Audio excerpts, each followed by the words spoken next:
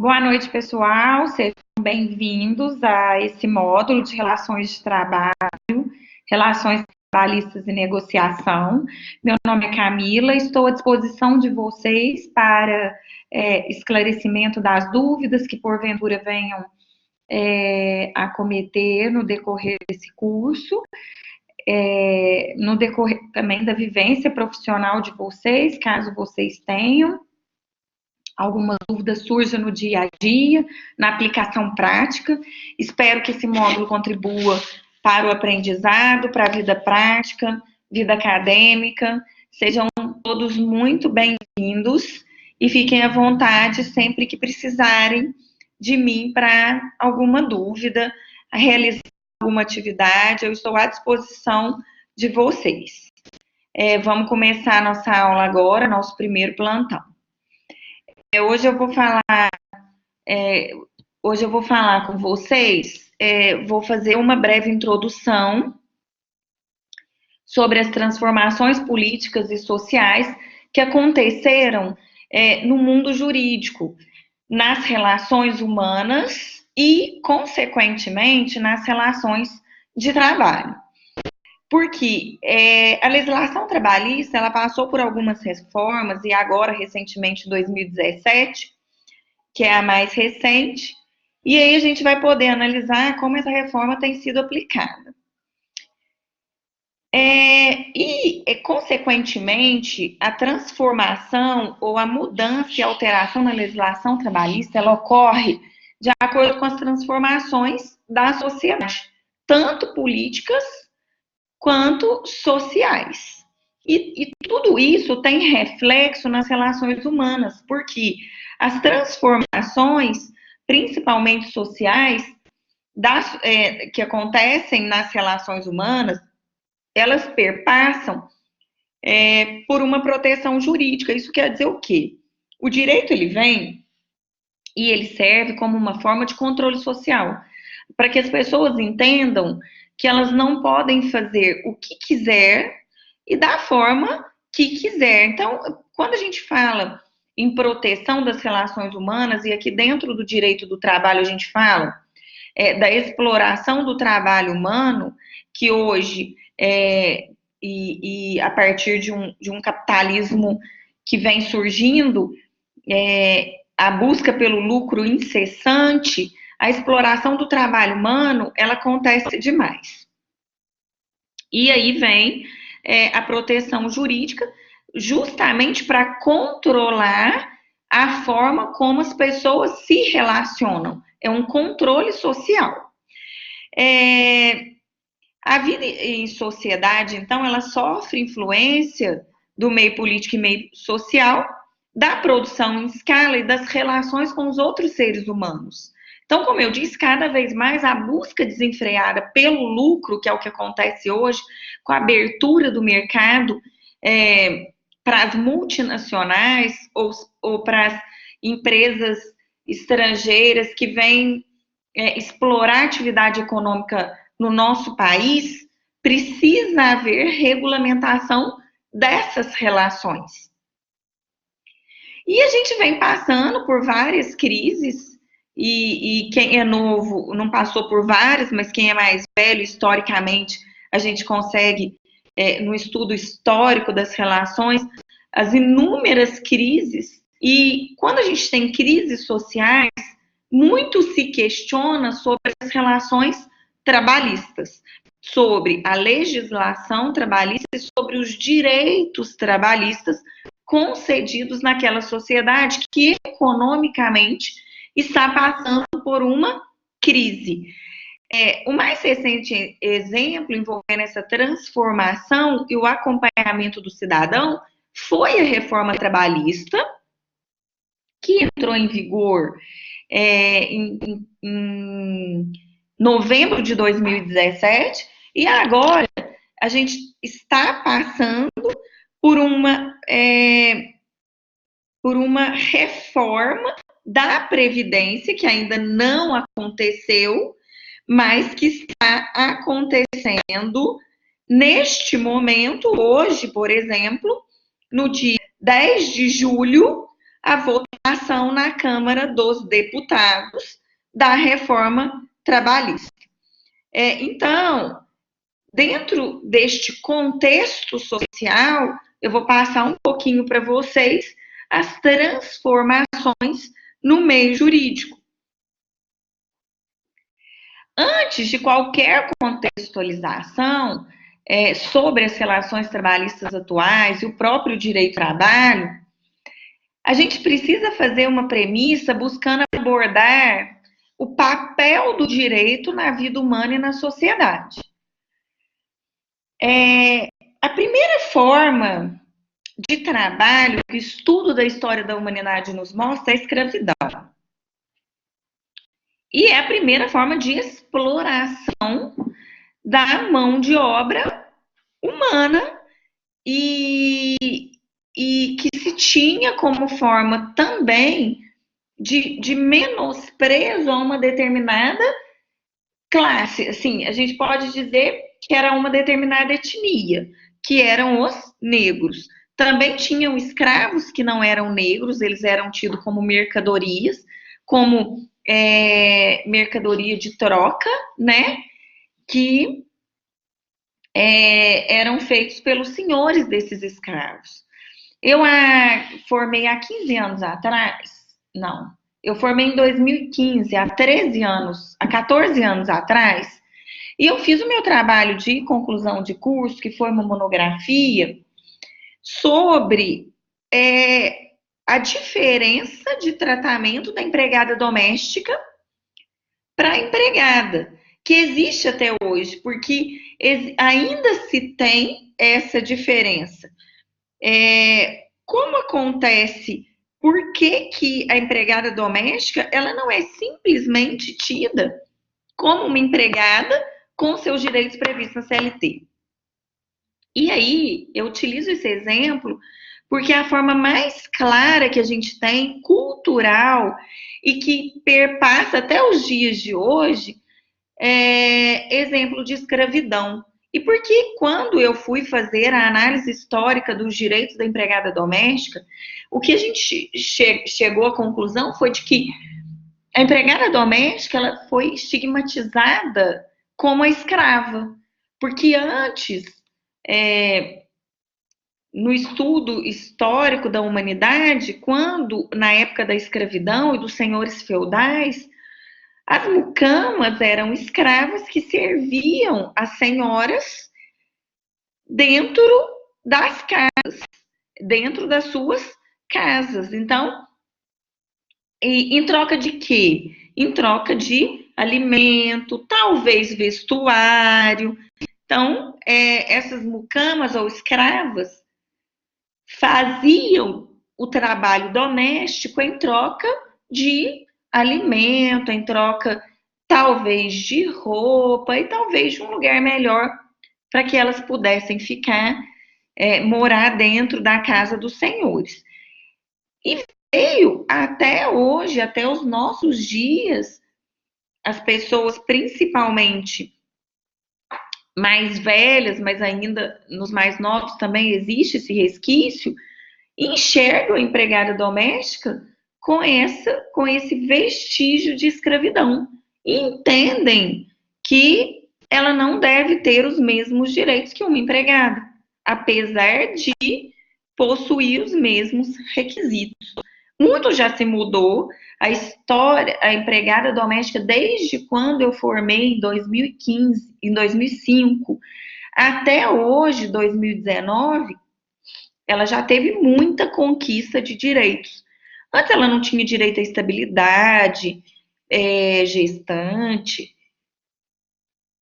ela não tinha direito a auxílio maternidade, fundo de garantia, seguro-desemprego, então, hora extra, e todos esses direitos foram sendo conquistas que a empregada doméstica obteve no decorrer dos tempos. Mas é o maior exemplo de que ainda há registro ou de que ainda há resquício de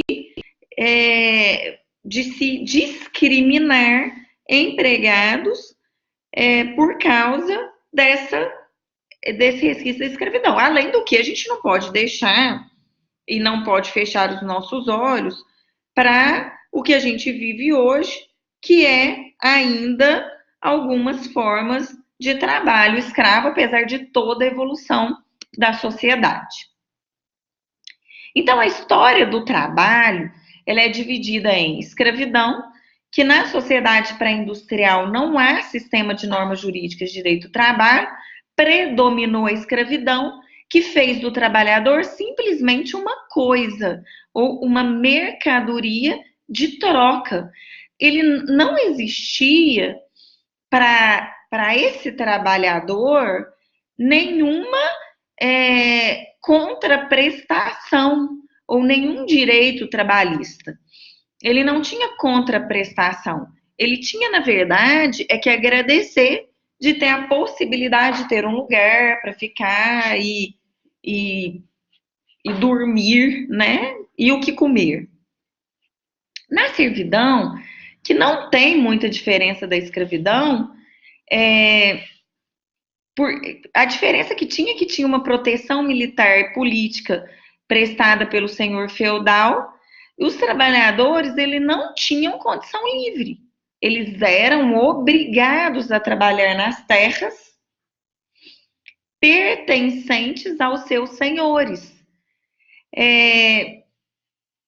Os camponeses presos, as glebas que cultivavam, pesava-lhes a obrigação de entregar parte da produção. É como a gente chama hoje o meeiro.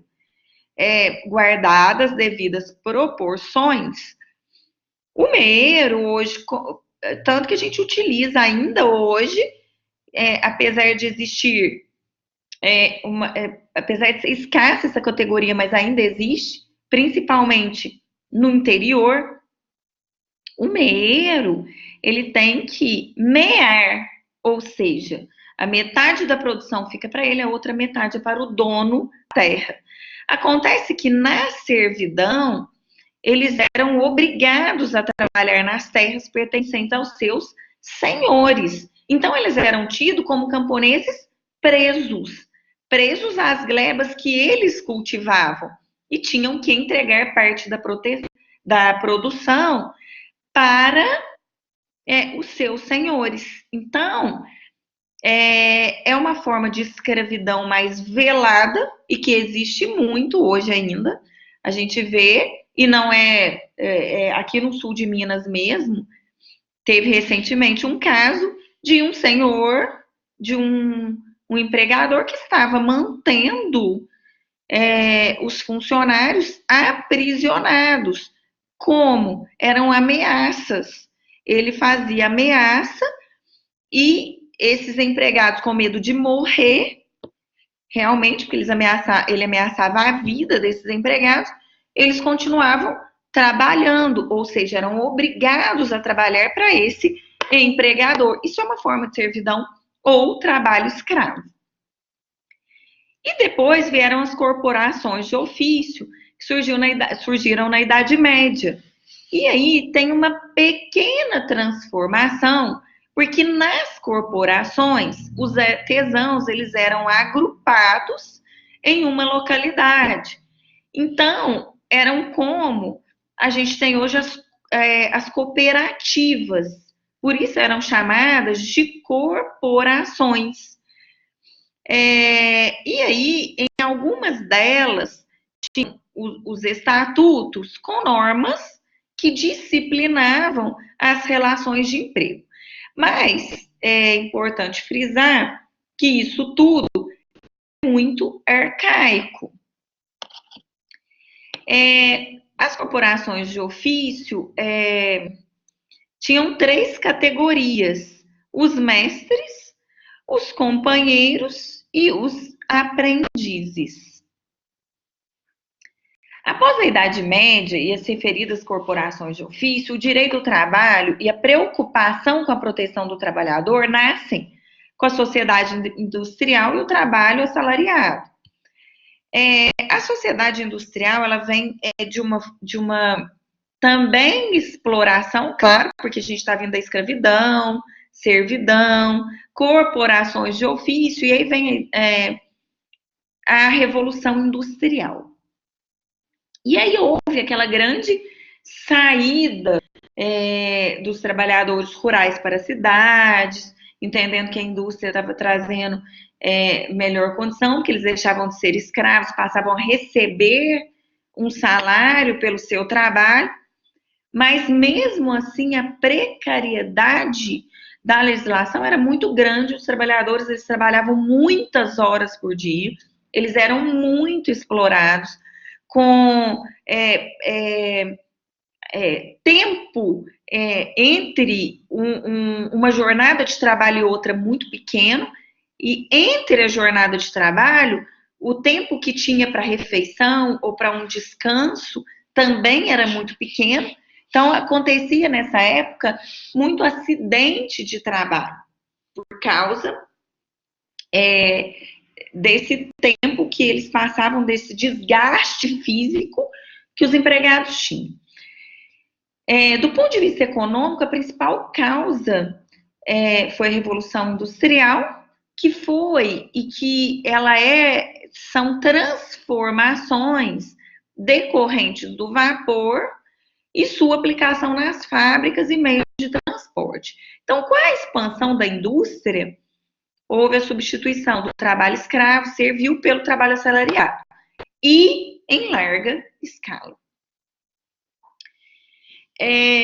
Também a ótica política, que a gente não pode deixar de levar em consideração, porque a gente tem hoje a nossa legislação, ela é realizada politicamente, no termo técnico da palavra, enquanto o legislativo, ele cria a lei, ele vota a lei, e o executivo sanciona a nossa legislação, e a gente também não pode fechar os olhos para entender que essa legislação é criada de acordo com interesses políticos, talvez até individuais, e não de toda a população. A gente não pode, em algumas vezes, tem até que tomar cuidado para isso, mas o que a gente percebe no decorrer do nosso sistema é que enquanto não há uma classe lutando pelos direitos, as decisões são tomadas não com base no interesse público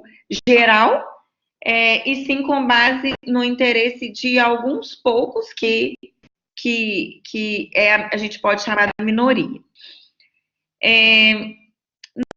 No Estado liberal, o capitalista livremente podia impor, sem interferência nenhuma do Estado, as suas condições ao trabalhador.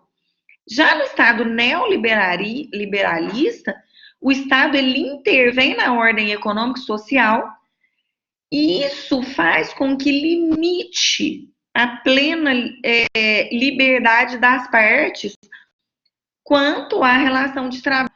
E aí o que vem dificultar um pouco a exploração do trabalho humano do empregador para com o empregado.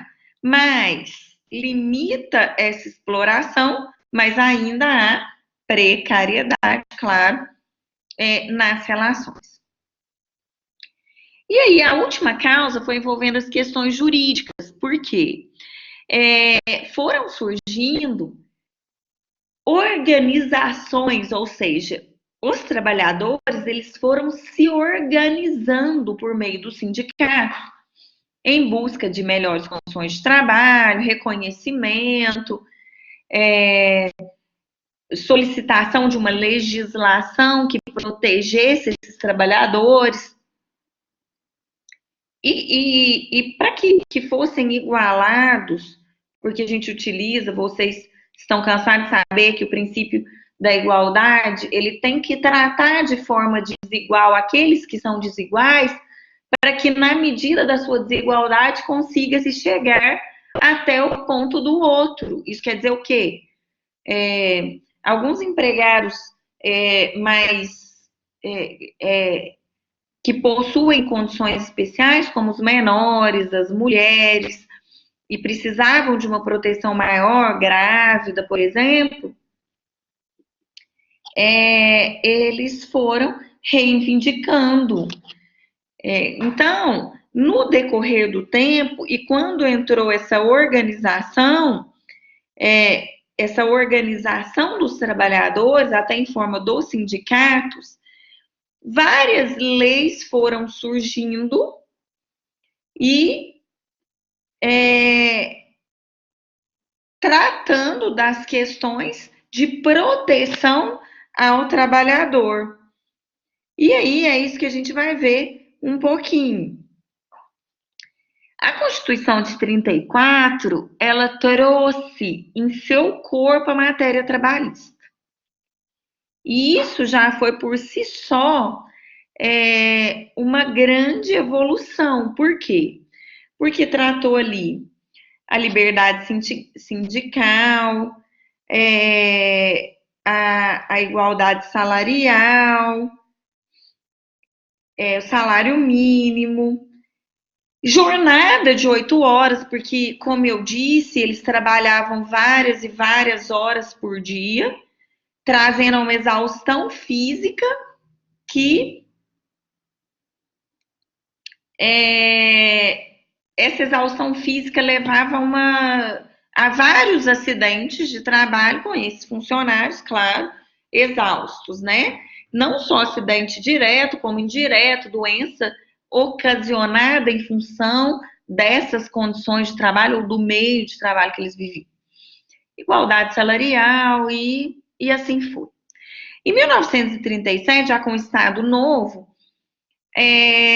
a Constituição vem e amplia os direitos trabalhistas com mais intervenção estatal. E aí, esse Estado intervencionista, ele começa a surgir de uma forma protetora. Então, é sob a vigência desta carta que nasce a CLT de 1943, que nada mais é do que a reunião das leis trabalhistas que foram surgindo anteriores a ela. Em 88, a Constituição, que é a nossa Constituição cidadã, e que ela traz lá os direitos sociais, ela trata do direito do trabalho nos seus artigos 7º a 11. E aí as principais novidades que vieram com a Constituição de 88 foram as férias remuneradas mais 1/3, os direitos dos empregados domésticos, os direitos dos empregados domésticos, claro, extremamente precários e arcaicos, mas pelo menos previstos e acrescentados. Licença paternidade, fundo de garantia, ampliação do prazo prescricional para cobrança dos créditos trabalhistas para 5 anos.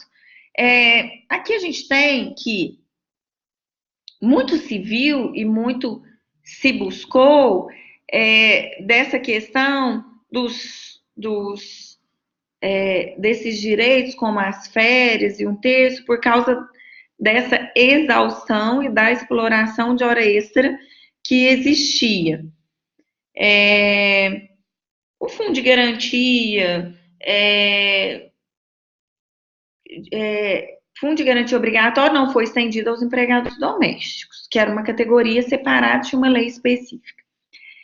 Esse prazo prescricional de 5 anos é o prazo que a gente pode cobrar os créditos do período trabalhado de 5 anos para trás, e não prazo para se ingressar com a reclamação trabalhista, que é de 2 anos, tá, gente? Que isso fique bem claro.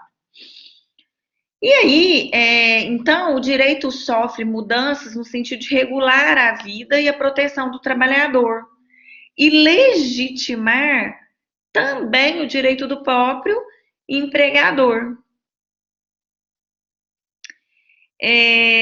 Mas alguém já se perguntou o porquê da renovação do direito, notadamente relacionado ao mercado e ao direito do trabalho? Será mesmo em razão da legislação burocrática, de processos morosos nos tribunais, ou do interesse do próprio Estado. Por quê? Que ocorre a renovação do direito. E aí, André Franco Montoro, ele fala o seguinte: cabe ao jurista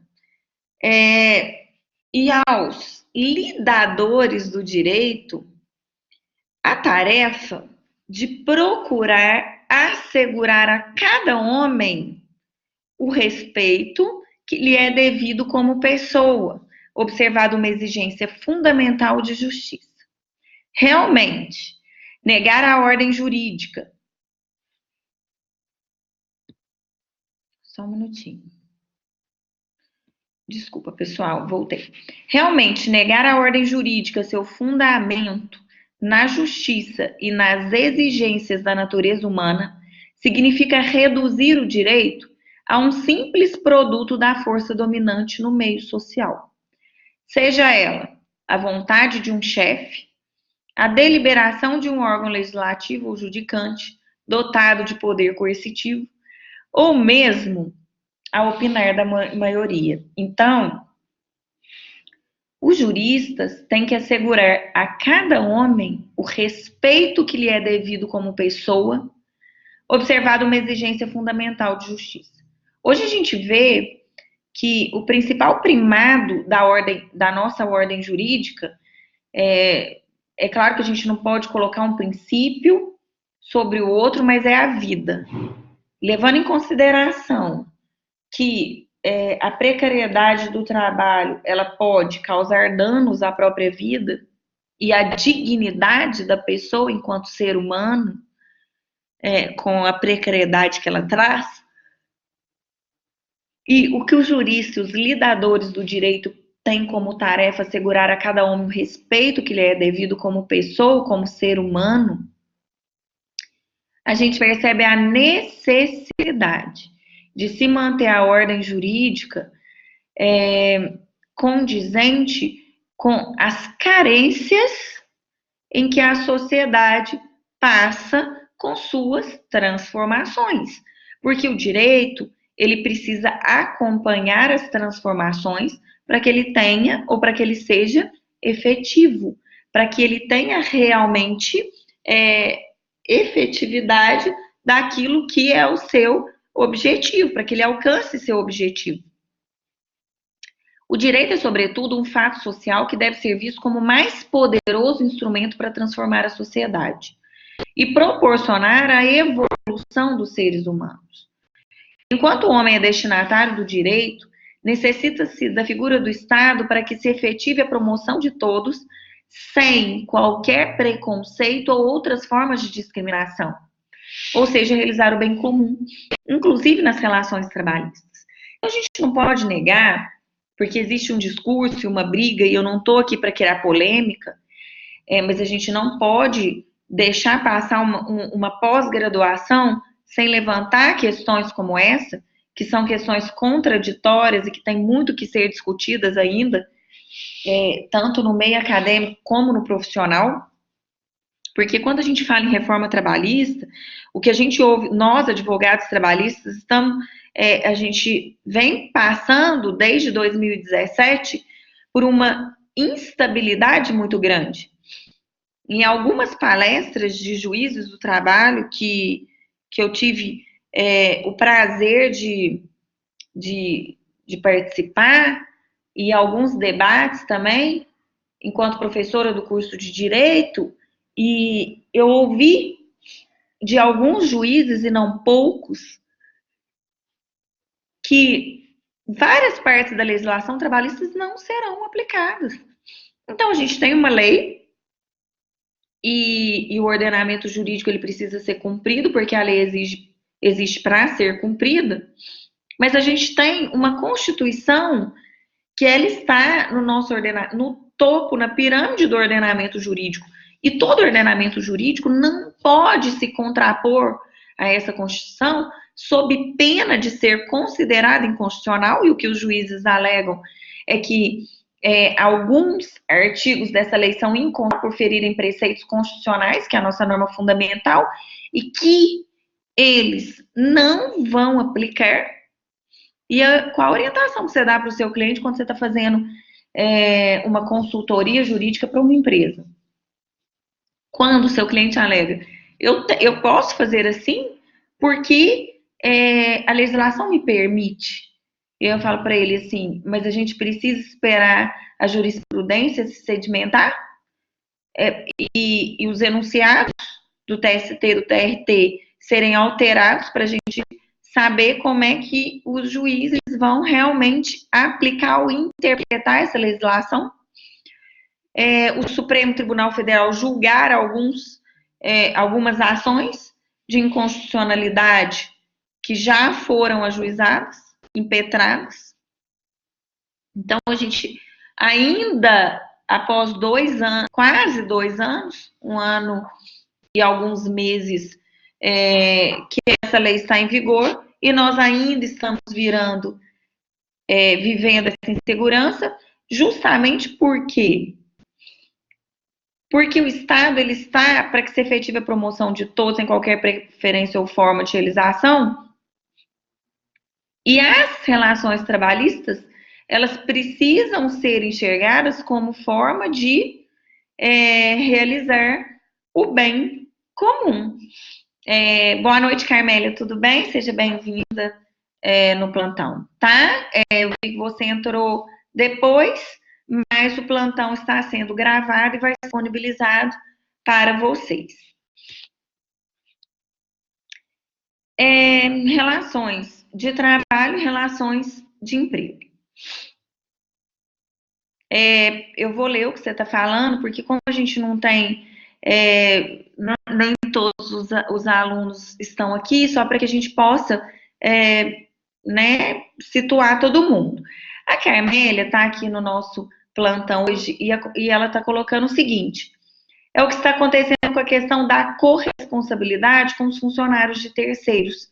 Então, Carmélia, a gente precisava sentar em uma mesa redonda para discutir essa questão, porque a questão da terceirização de serviço, ela precariza um pouco, não sei se esse é o seu entendimento, mas é o meu, as relações de trabalho, na medida em que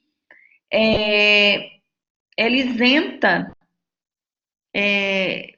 a empresa que está contratando uma outra empresa que terceiriza ou trabalho terceirizado. Só que o que a gente tem visto e as mudanças que a gente tem visto, as decisões sociais, até mesmo quando a gente fala de administração pública, porque lá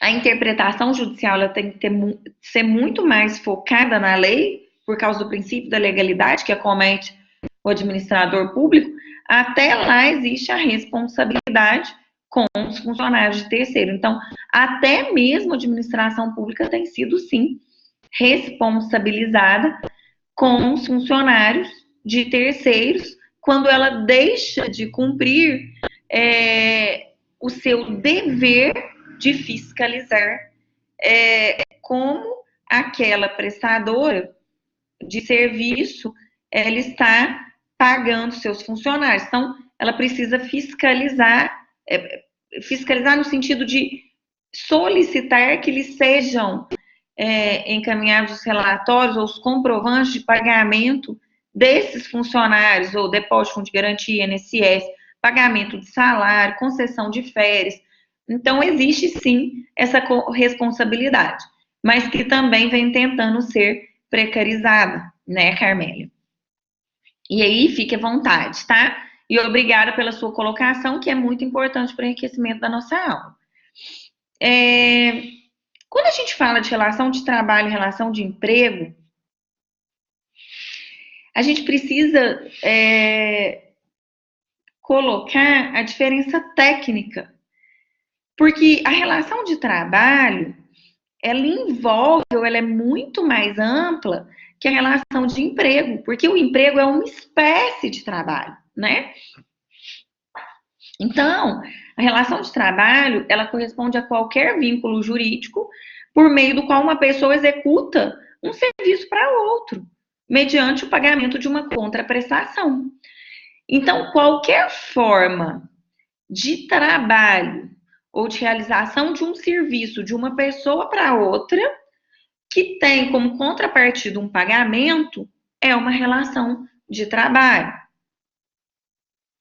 Ives Gandra, ele coloca assim, que relação de trabalho é a relação jurídica de natureza contratual entre o trabalhador, pessoa física, e aquele para quem presta um serviço, que é o empregador, tomador de serviço, que pode ser pessoa física ou jurídica, que tem como objeto o trabalho remunerado em suas mais diversas formas. Então, o que eu quero colocar aqui e o que eu quero fazer diferença aqui para vocês é a amplitude do termo trabalho, que é relacionado à figura de um prestador de serviço. Esse prestador de serviço pode ser estagiário, sócio, voluntário, o próprio empregado, entre outros, o autônomo, que pode ser vinculado a um contrato. Então, o que se forma aqui é uma relação jurídica entre as partes que não necessariamente seja relação de emprego, porque a relação de emprego é uma forma de relação de trabalho, é uma espécie de trabalho. E o trabalho, ele é uma forma genérica ou geral, ampla, de se definir um prestador prestando o seu serviço, recebendo como contrapartida um salário por ele. E aí, e até tem esse quadro no guia de estudo de vocês, e aí eu coloco assim, esse quadro, ele traz as modalidades de relação de trabalho, as suas conceituações e as diferenças para que possa melhor se tornar o aluno, ou vocês enxerguem de forma clara. O empregado, ele é aquele que presta serviço de natureza contínua, e aí a gente vai analisar essa natureza contínua. Por quê? É aquele que presta serviço de natureza contínua, é empregador, sob a dependência deste mediante salário. Então, a gente tem uma pessoa física, o empregado é uma pessoa física que presta um serviço de natureza contínua. E aí entra uma questão controvertida, porque na lei, na legislação, o termo técnico, prestem bem atenção nisso, é que é aquele que presta serviço de natureza não eventual. E aí, então, é importantíssimo que a gente consiga separar a questão da não eventualidade para continuação. Por que eu coloquei aqui? Porque eu quero que vocês observem quando eu coloco em doméstico. É o último. Lá em doméstico, a gente coloca assim. É aquele que presta serviço de natureza contínua e de finalidade não lucrativa, pessoa, família, no âmbito residencial dele. E aí, o doméstico, ele não tem natureza lucrativa. E ele exerce o trabalho no âmbito residencial de uma família ou de uma pessoa. O empregado presta serviço ao empregador. Mas a lei do empregado doméstico, que foi publicada em 2015, ela traz claramente essa diferença de continuidade e não eventualidade. E o que essa lei coloca? Essa lei coloca o seguinte: é contínuo quando é mais de 2 vezes por semana.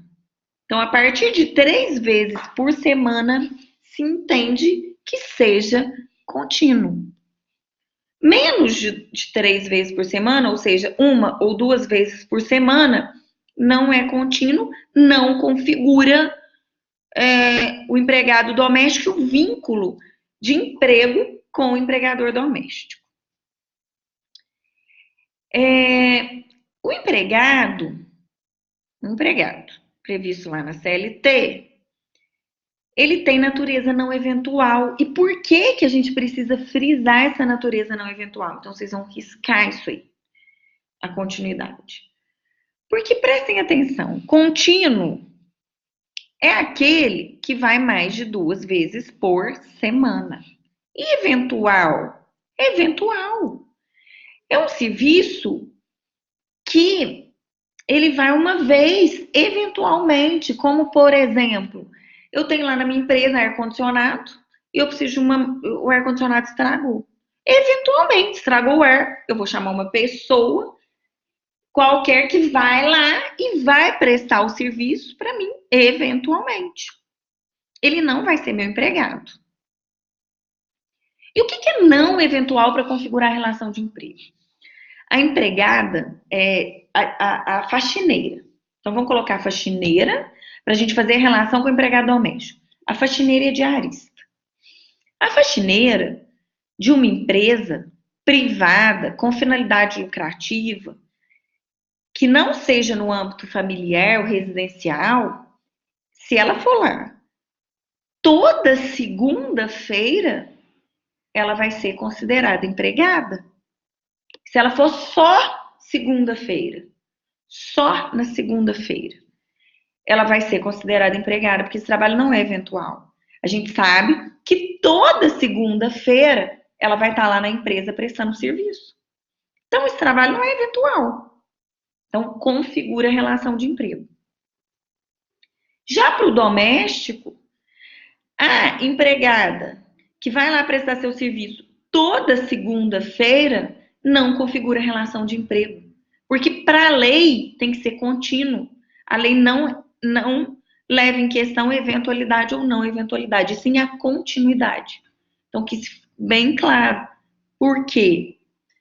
Para que não haja confusão quando vai prestar serviço uma empresa privada, da doméstica para uma diarista de uma empresa qualquer que seja, que não seja no âmbito familiar ou residencial. Até para se desconfigurar o emprego doméstico. Por quê? O empregado doméstico, ele coloca que é aquele que presta serviço de natureza contínua de finalidade não lucrativa. Então, se exerce uma atividade ou presta um serviço no âmbito residencial, mas com natureza ou finalidade lucrativa, deixa de ser configurado emprego doméstico, passa a ser configurado empregado previsto na CLT e vai configurar a relação de emprego, mesmo sendo uma vez por semana, mesmo sendo 2 vezes por semana. Exemplo. Eu, Camila, vendo salgados para fora. E eu faço salgadinhos lá na minha casa. E eu contrato uma pessoa para toda segunda e quarta ir para minha casa e me ajudar a fazer coxinha, pastelzinho, cigarrete, eu vendo para buffets. E eu faço essa produção toda segunda e quarta. E tem alguém que me ajuda na minha casa, então olha só, presta serviço de finalidade lucrativa, a pessoa, a família no âmbito residencial dessa. Neste caso, ele vai ter reconhecido o vínculo de emprego com aquela família, mesmo não sendo um trabalho contínuo, porque esse trabalho ou esse emprego não vai ser doméstico, vai ser empregado previsto na CLT. Então, espero que tenha ficado claro para vocês. Carmélia, ficou claro essa separação que eu fiz, essa distinção? O eventual, ele trabalha por conta própria e independente diante daqueles para os quais presta seu serviço. Ele presta a sua atividade para alguém ocasionalmente. É a questão do eventual e o não eventual lá do empregado. O autônomo, ele presta trabalho por conta própria, independente. Então, o que se precisa levar em consideração é que hoje o que existe as empresas como forma de burlar a legislação e não ter que pagar os direitos trabalhistas do autônomo, ela contrata a pessoa como autônoma. Existe até aquelas empresas que pedem para que a pessoa abra o seu CNPJ como microempreendedor individual, ou cria sua EIRELI, que é a empresa limitada de responsabilidade individual, né, de responsabilidade limitada, mas isso é facilmente descaracterizado, a relação de autônomo, quando existe subordinação. Então, a diferenciação, ela precisa ser levada muito em conta. Porque se aquele autônomo que presta serviço para aquela empresa específica é subordinado e for constatar essa subordinação, ele vai deixar de ser autônomo, vai configurar a relação de emprego com todos os direitos trabalhistas que ele tem direito. Avulso, o avulso a gente vê mais em Porto. Por quê? Porque ele precisa estar filiado é como se fosse uma cooperativa, mas é uma agência. Então, ele tem uma mediação de um agenciador e ele presta serviço de curta duração. Empreiteiro é aquele que realiza uma obra, também tomar muito cuidado, porque em construção civil a gente tem muito serviço por empreita, aquele empreiteiro que vai lá, você contrata por empreita, às vezes para reformar a casa, pintar a casa, e aí aquele pintor tem horário para chegar e horário para sair, ele tem horário de almoço que ele precisa prestar conta para aquele cara que está contratando, vai configurar a relação de emprego. Por quê? Por causa da subordinação, mesmo tendo remuneração por resultado. A remuneração por resultado, por si só, ela não vai desconfigurar. O que vai desconfigurar é se há ou não subordinação. O aprendiz, que tomar muito cuidado, porque o termo muito se utiliza, o menor aprendiz, mas ele não precisa ser menor de idade. Ele é aquele estudante entre 14 e 24 anos, que tem uma finalidade educativa. O temporário é aquele transitório, presta serviço para atender as necessidades transitórias, mas ele tem uma empresa interposta, né, que contrata, e o doméstico. Espero que tenha ficado claro. Se não ficou, podem me mandar mensagem. O rural, que é uma natureza como o empregado urbano, eles são muito igualados, só que ele presta serviço em propriedade rural ao prédio rústico. É empregador rural. É a única diferença. Existe subordinação. Cooperado é o que se dá entre cooperativas. Então, não tem vinculação, é uma forma de rateio a remuneração. O estagiário também tem finalidade educativa, mas está previsto em lei especial. A gente tem hoje, com a nova legislação, o intermitente. Quem que é o intermitente? É um contrato de trabalho no qual a prestação de serviço com subordinação, ela não é contínua. E ela é até eventual, neste caso do intermitente. Ela ocorre com alternância de períodos. Olha o que vem acontecendo. No trabalho intermitente, ele também está sendo muito questionado judicialmente. Existe uma decisão recente desconfigurando, porque uma empresa X, até muito conhecida por nós, contratou o trabalho intermitente em sua atividade fim. O que o juiz decidiu? Que se for para a caixa de supermercado, para vendedor de uma loja, vai desconfigurar o trabalho intermitente. A lei não tinha falado nada disso. O juiz, por uma interpretação, entendeu. É uma jurisprudência recente. E eu já tinha ouvido dos juízes essa colocação do trabalho intermitente, que ele é muito arriscado e perigoso. Então, cuidado quando forem fazer assessoria jurídica para a empresa com relação ao trabalho intermitente, que ainda existe essa insegurança. Se vocês quiserem, depois eu disponibilizo essa jurisprudência, que vocês leiam inteiro o teor e o entendimento judicial. E o teletrabalho, que é aquele realizado à distância, feito através de um manejo de tecnologia da informação e de comunicação, que também é uma inovação na legislação, e que não tem como medir, e o que é se colocado na regra do teletrabalho, que não tem como medir hora extra, a gente vai ver isso, mas do meu ponto de vista tem, e se o empregado comprovar que tem, porque se ele está trabalhando pelo computador, ele consegue comprovar, talvez gravando, tal, não sei, mas a tecnologia, ela possibilita isso, às vezes uma câmera, o tempo inteiro filmando o tempo que o empregado esteja trabalhando, então tem como sim comprovar a hora extra. Para mim foi uma forma precária de regulamentação do trabalho, do teletrabalho. Mas essa é uma posição minha. Então, gente, para finalizar, e a conclusão que eu faço é que a relação de trabalho é gênero, a qual relação de emprego é uma espécie.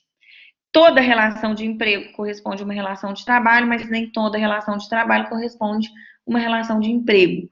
Passei um pouco por alto, no decorrer dos nossos plantões eu volto se vocês acharem que é necessário, porque é importantíssimo que se consiga distinguir cada um para que depois, em um momento ou na aplicação de um caso concreto, não se caia em manobras de legislação, de fraudar a legislação e talvez não perceber que pode se ter que pagar muito além, então é preciso estar atento às especificidades de cada modelo de trabalho e, principalmente, da relação de emprego.